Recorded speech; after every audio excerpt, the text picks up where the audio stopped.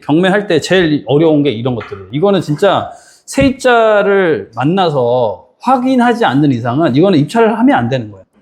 아무리 근데 이 세입자를 만나려고 해도 만날 수가 없네? 그럼 어떻게 할 거예요? 안녕하세요, 구독자 여러분. 오늘은 부동산 경매 권리 분석 중 보증금 미상의 대항력 있는 임차인에 대해 자세히 알아보겠습니다. 실제 보증금이 있는 임차인일 경우 인수될 수 있는 보증금이 있기 때문에 꼼꼼한 분석이 꼭 필요합니다. 영상 끝까지 함께 하시면서 안전하고 성공적인 경매 투자 이어가세요. 이번 주에 낙찰된 것 중에 하나가 있는데 이런 것들은 잘못 받은 건지 잘 받은 건지 낙찰자만 아는 거라 좀 그렇긴 한데, 일단은 제가 대략적으로 알 수 있는 방법을 말씀드리려고 하는 거거든요. 좌부동에 있는 초원 아파트 아세요? 설화산 밑자락에 있는, 설화산 가보셨나요? 아, 등산도 한번 가야 되는데. 설화산 밑자락에 있는 아파트인데 이게 24평형 아파트예요. 근데 감정가 7,800만 원짜리가 쭉 떨어져가지고 4천만 원에 한번 입찰을 했다가 미납이 되고요. 그리고 2,600만 원에 입찰을 했다가 미납을 하시고 1,400만 원에 입찰을 했다가 또 미납을 하세요. 근데 이게 쭉 내려가서 결국은 얼마에? 418만 9천 원에 낙찰이 됩니다. 서울 분이 받아가셨고요. 그러면 이게 400만 원까지 떨어지는 이유가 있겠죠. 근데 여러분들이 봤을 때는 그래, 빨간색 있으면 조심하라고 하잖아요. 빨간색 있어요?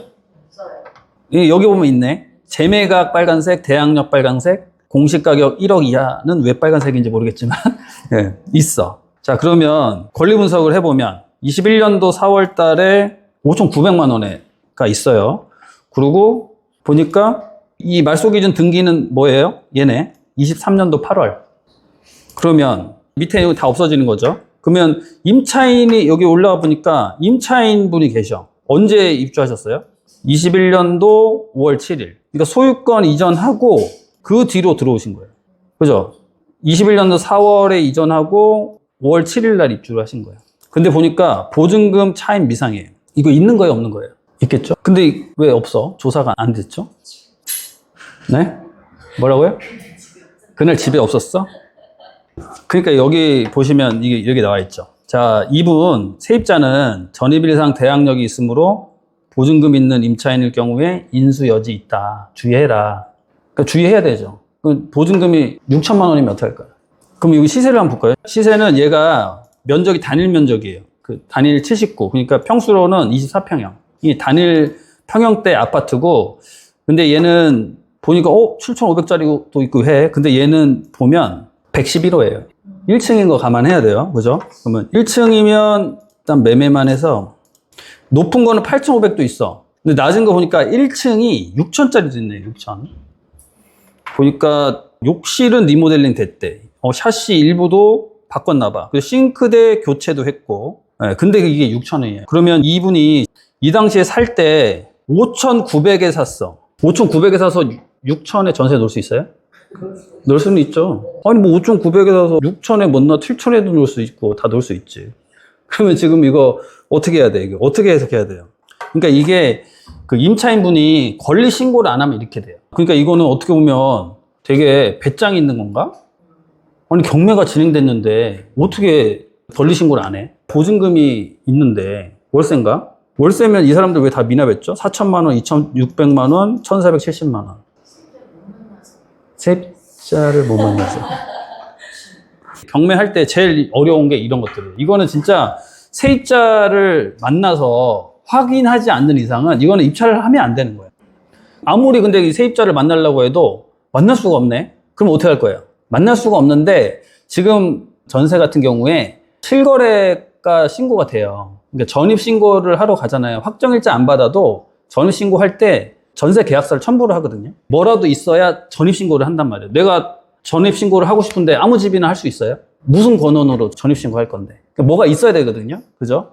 행정복지센터, 그러니까 동사무소 가가지고 전입신고하면 거기 직원이 달라고 할 거잖아. 무슨 관계세요? 이렇게. 그러면 계약서 주겠지. 그럼 계약서에 그거를 입력을 해요.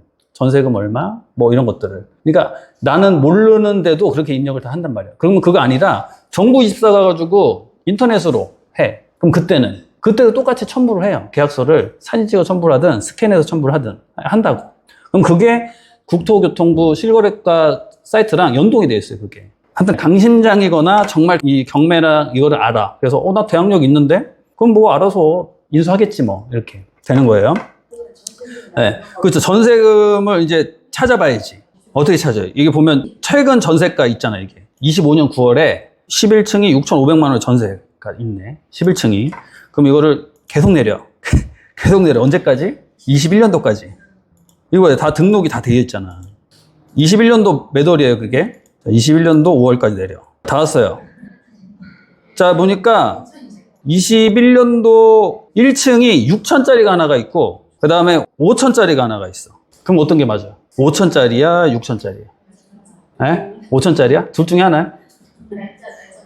그럼 지금 매매가 1층이 수리가 된 게 6천이에요. 그러니까 이렇게 리스크 있는 거를 할 일이 있냐고요. 그러니까 만약에 5천짜리였어, 이게. 그 거래된 게. 그럼 5천짜리면 지금 얼마에 산 거예요? 이 낙찰자는. 5,418만 9천 원에 산 거예요. 그럼 뭐 기껏 해봐야 이거 한 500만 원 싸게 산 거예요. 아니, 이거 6천만 원 물건 나온 거 100만 원 깎아달라면 안 깎아주겠냐고. 한번 그냥, 야, 500 깎아줘. 하면 500 깎아줄 수도 있을 것 같지 않나?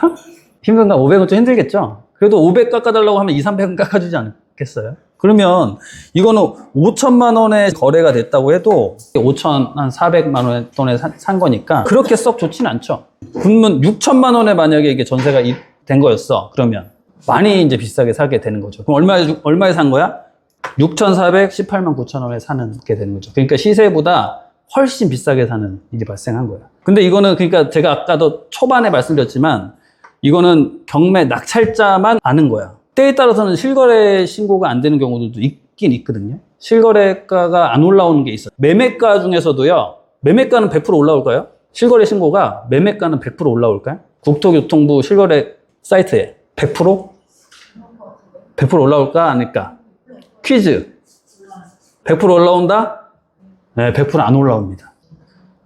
되게 놀랍지 않나요? 그러니까 이게 실제로 국토교통부 직원이 봤을 때, 이거 가격 좀 이상한데? 라는 것들을 빼요. 그러니까 데이터가, 통계가 이제 바뀌는 거지. 네. 그래서 실제로 빠지고요.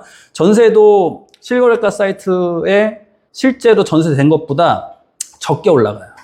그러니까 아까 여기에 보면 실제로 이 실거래 신고된 거는 6천짜리도 있고 5천짜리도 있지만 실제로 더 싸게 됐을 수도 있는 거야. 그러니까 이거는 낙찰자만 아는 거예요. 낙찰자랑 누구만 알아? 낙찰자랑 임차인. 네, 낙찰자랑 임차인분만 지금 알고 있는 거지. 물론 이분도 알지.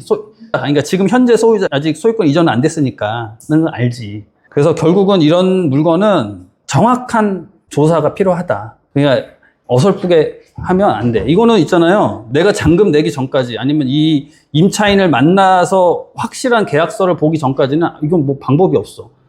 낙찰 받고 그 경매 사건 열람해도 안 나와. 아무것도 안 나와. 그렇죠. 아무것도 안 나오겠죠. 이게 지금 이게 미상으로 잡힌 게 권리신고 자체를 안 했는데. 그래서 저도 이런 물건을 예전에도 저도 입찰을 몇 번 해보고 싶더라고, 이게. 그럼 어떻게 해? 방법이 없어요. 가서 포스트잇 붙이고 오는 방법밖에 없어. 자, 그래서 이런 것들은 대략적으로는 알 수 있죠. 네, 대략적으로는 알 수 있지만 100% 확신은 안 된다. 근데 그런 거 있잖아요. 빌라 같은 경우도 실거래 뜨거든요. 근데 보면 101호만 있는 것들이 있어. 그러면 1층에 거래가 있으면 걔 무조건 100% 확실하잖아. 그죠? 얘는 동이 여러 동이잖아요, 지금. 아파트는 여기 보니까 몇 동까지 있어? 207동까지 있잖아. 201동부터 207동까지 있으니까 1층이 몇 개나 되겠냐? 많잖아. 근데 빌라 같은 경우에는 단일 빌라들도 꽤 있거든요. 그럼 그런 것들은 확실하겠죠. 그래서 대략적으로만 알 수 있다.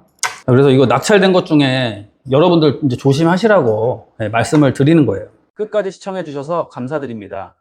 부동산 경매 투자에 도움이 되셨다면 좋아요 부탁드리고 앞으로도 이와 같은 영상의 시청을 희망하시면 구독 부탁드립니다.